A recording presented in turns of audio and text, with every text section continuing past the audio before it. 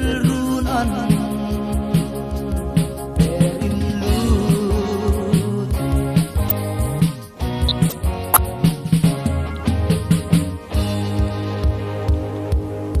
asap meli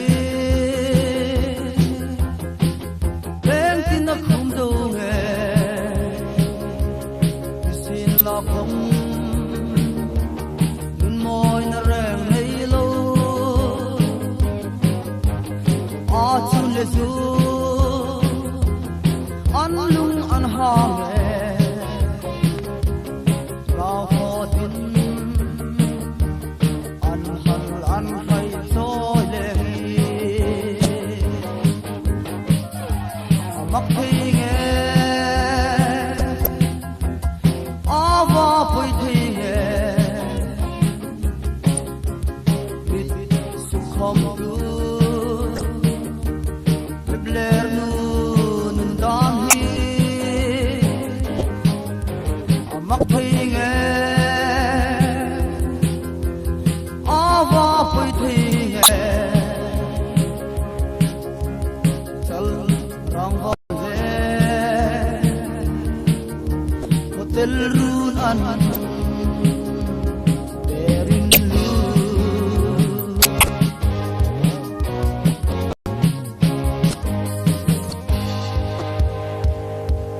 gió lên tin ha val tin lor tin an sa an khâu sa ve tin dòng na him don lo ve a sap mer cha en chim lo ni lộc ha mit su khom du trong dấu ta mắc thi nghe pui thi nghe biết sự không tu lấp lэр nun đan hi mắc thi nghe va pui thi nghe chal rang va le hotel run an erin lut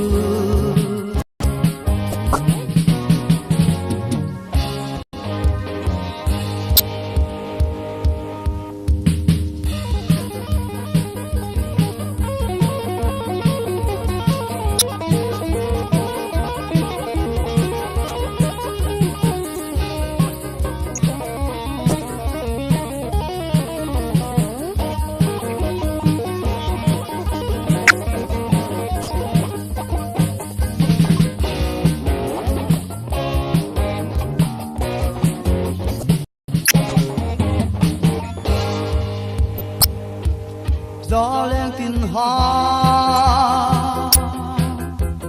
val tin lor tin an sa